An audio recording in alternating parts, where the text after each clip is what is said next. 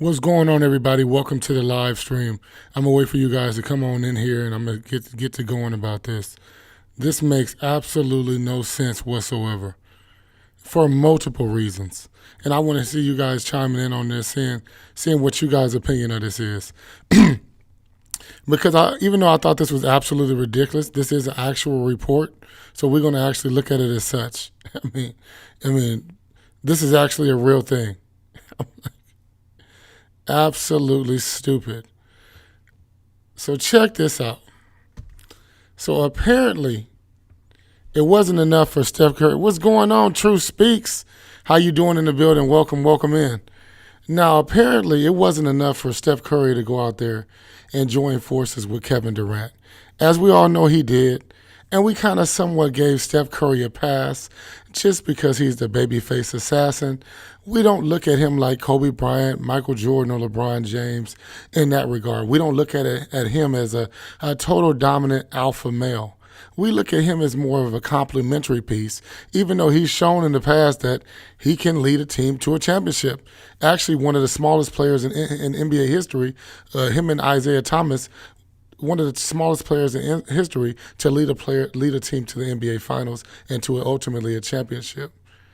But this dude just got me just completely beside myself because not only did you do it once with Kevin Durant, you were going to turn around and try to do it again. Now, don't give me this was LeBron's doing and everything like that. This was both of their doing. Nobody gets to Golden State Warriors without Steph Curry's approval. I don't even care if you're talking about a draft pick. I don't care if you're talking about an in-season trade. Nobody's getting to the Golden State Warriors without Joe Lacob going to Steph Curry and saying, do you sign off on this? It's kind of like an unwritten rule. No, he's not the head coach, but everybody knows nothing comes through L.A. without going through LeBron. I mean, it's just the way it is. And I'm not going to give either one of them a pass for this. This is complete trash. Complete trash. Now, I will ultimately say this as well. LeBron going to the Lakers, it messed with my basketball IQ. It made me really upset in my mind because LeBron went to the Cleveland Cavaliers and did what he did early on with them. Then he went to the Miami Heat. I was like, ooh, D-Wade, Chris Bosh, okay, Udonis Haslem. We gonna let it ride. We gonna let it ride. But then ultimately to go to a team which I always hated. I always hated the Lakers. I love watching Kobe Bryant, but I always hated the Los Angeles Lakers because I'm a Sacramento Kings fan. When LeBron went to the Los Angeles Lakers, it messed with my basketball IQ. It messed with my basketball knowledge. It made me think to myself, is it okay to like him? Is it okay to like him? And that's why ultimately I think the NBA did it really for branding and money because LeBron going to one of the cornerstone franchises in the NBA, if it went to Boston Celtics or if he went to obviously he went to the Los Angeles Lakers, it just bodes so well for the league. Merchandise sales, jersey sales, ticket sales. It's just ridiculous how much memorabilia they sell for LeBron specifically. It didn't matter. It's shown over his 20-year career. It doesn't even matter what team he's on. He sells massive amounts of merchandise. So to get back on topic, it's according to reports that Steph Curry and LeBron James had a deal in place for LeBron to take his ass to the Golden State Warriors. Now, before you chime in on this, I want to see what you got to say about this. This right here, this is why they compare this generation to a weak generation. They say this generation, everybody wants to be buddy-buddy. Everybody wants to give each other hugs and kumbaya. But this is one of the reasons why right here. They had a trilogy, ladies and gentlemen, where the Cleveland Cavaliers met up with the Golden State Warriors in the NBA Finals, I believe 4 times, I believe. And I think LeBron was 3-1 or 2-1. I got to look that up. But they had a trilogy to where they met in the finals back to back to back.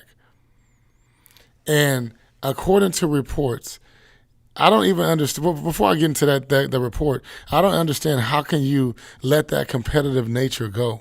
Like, even Michael Jordan, Isaiah Thomas, he's still cool with Magic Johnson. But make no mistake about it, him and Isaiah Thomas are not cool. Because they met up in the NBA Finals. not NBA Finals, but in the Eastern Conference Finals, they were putting Jordan on his back, and Jordan couldn't get past the bad boy Pistons. And Michael Jordan took it personally.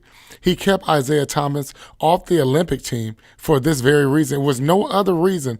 Isaiah Thomas was all-world player. He was an all-world player. There was no other logical explanation to keep Isaiah Thomas off the Olympic team than that Michael Jordan didn't want him. But here in this generation, you have Steph Curry and LeBron James behind the scenes working their magic, trying to get to one another and join forces. This is why I'm not giving LeBron a pass on this, and I'm not giving Steph Curry a pass on this. I promise you I wouldn't have watched basketball this season.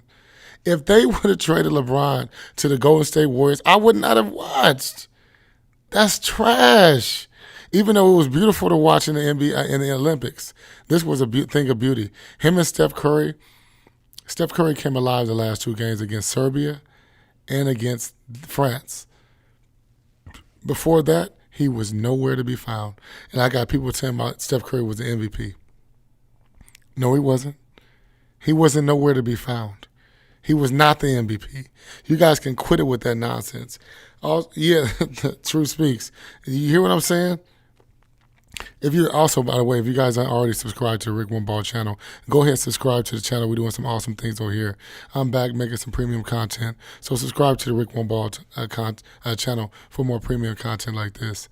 We got 19 people in the live stream. Let me get 19 thumbs up. That would be great if I can get 19 thumbs up. But it's just stuff like this that just doesn't make any sense whatsoever. 19 people in the chat. And I would love to hear what you guys think about Steph Curry and LeBron James meeting up in Golden State. Now, obviously, with the Steph Curry treatment, the other star, the actual real star, like Kevin Durant, and I would assume if LeBron went with LeBron James, LeBron wouldn't have gotten none of the credit, which sounds crazy. But you're going to a Steph Curry team. They didn't even give Kevin Durant credit, even though he won back-to-back. No, he won one Finals MVP. The other Finals MVP went to Andre Iguodala. Steph Curry didn't win any of the Finals MVP but one.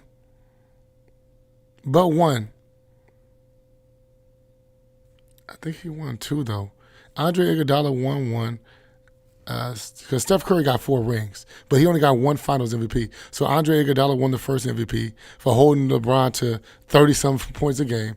He shouldn't have got the MVP. Second, it was back-to-back MVPs for Kevin Durant. And then lastly, Steph Curry finally won one against the Boston Celtics about 3 years back. So it sounds crazy, but I don't believe LeBron would have got the credit. Had they went to the finals and won, that would have been interesting.